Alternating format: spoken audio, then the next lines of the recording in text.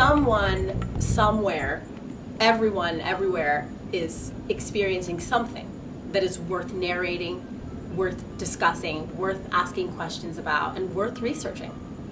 This research that we conduct about these stories turns into arguments, and they are arguments that literally can and have changed policy, perspective. They've changed stories, other people's stories, and that's really what I try to encourage my students to do, to tell their stories, to listen to other people's stories, to ask questions about stories, to research, to find data, to look for patterns, and to be aware that we can change stories. I've been teaching writing since 2005. I've taught at Seton Hall University and Rutgers Newark, and I joined the John Jay faculty about 3 semesters ago. This is my 4th semester as full-time faculty with John Jay College. I'm a lecturer here, and I mainly teach 101, English 101 and English 201. English 101 is a research writing course, and English 201 is a writing across the curriculum course. And when I'm not on campus, I also teach for an organization called Dramatic Adventure Theater, for whom I serve actually as the education director. And our organization bridges service, writing, and acting in various levels of performance in disenfranchised communities all over the world.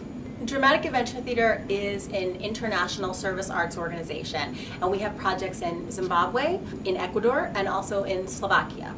And what we aim to do is to bring mostly American students, artists, designers, actors, all kinds of people to communities around the world that may not have arts or humanities funding. So we go into these communities, and we usually work with a partner organization in order to identify all kinds of need and to sort of figure out what's happening in that community. What I do is develop a curriculum that will lead our students to create a student-written, directed, and student-performed community showcase.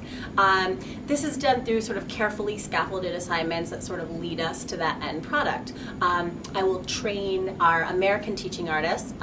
Like I said, a lot of them are students, but also professionals, artists, designers, to go into these communities and to run workshops and to lead these sort of community events that all end up leading to the final showcase performance. So far, I've designed and led workshops in English as a second language, theater, and playwriting. First in the Quechuan region of the Ecuadorian highlands, which is a place marked by deep post-colonial poverty. And also in 3 Roma camps in eastern Slovakia. And I'm actually going back to both of these communities this summer. We're doing a month-long project in Ecuador in June, and then we've been asked to return to the Roma camps in Slovakia in July. So in addition to the original works that our students create in these communities, the team of artists, educators, and students that we bring from the United States is also writing and devising their own pieces, which they bring back to the New York City community and perform and share with a local audience. Often these pieces that we bring back, be them creative nonfiction, short one-act plays, they often shed light on issues of social injustice. For example, an upcoming piece will be a full-length performance performed here in New York that explores the complicated history of the Roma, specifically through the lens of contemporary issues such as sex trafficking and prostitution. Students that we work with in the communities are all ages. We've worked with students from age 3 to college aged, and sometimes we try to cap it. We'll say no students under the age of 5, and then there's 29 little brothers and sisters who show up, and how do you turn them away? So we work it out. We do workshops with all ages, and it's interesting because through our exercises, students learn how to tell a story through dialogue or not through dialogue, and we do a lot of storytelling. And people always ask me, it's like, oh, you go into these communities where there's so much poverty and there's so much oppression, they must write, stories about all these injustices. And yes, there are layers there, but those aren't the stories we hear. We hear stories about, a whole conflict about a lost shoe and about the repercussions of this lost shoe, and a whole story about lost love, and about someone who doesn't like someone else anymore, and how much that hurts. These are seventh graders, or even some of our college students tell stories like that. So it's interesting that it's not so different. Well, in the Andes, the girl who stands out the most is, of course, Carolina. If you ask anyone who traveled with us, they would say the same. She's actually right back here. I don't know if you can see her. She's spunky. And when I think of the Roma settlement camps, I often think of a little girl named Lysandra.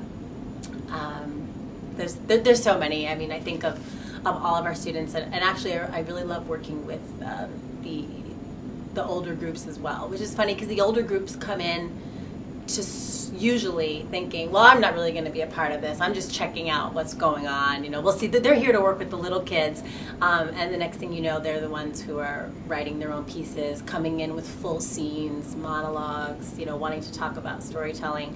So we do a lot of work with the younger kids, but it's with the older kids, and I meet them and I see my John Jay students in them. They're just in a different situation and in a different place.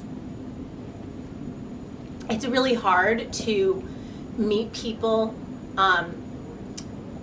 and develop a bond with these people, and to be in a classroom in which you meet so many students who are hungry for the arts, for writing, for someone to listen to their story. And throughout our time, whether it's 2 weeks or a month, it doesn't get old. What I hope my students get from this, right, whether it's my John Jay students here in New York, or my students abroad, all ages and all communities, is the idea that once we're aware that we have a narrative, once we're aware that we fit into a complex system of other people's narratives, I think we're much more likely to understand ourselves as a character in that narrative, and to understand that there are choices available to us, that we can be an agent of change in our own narrative.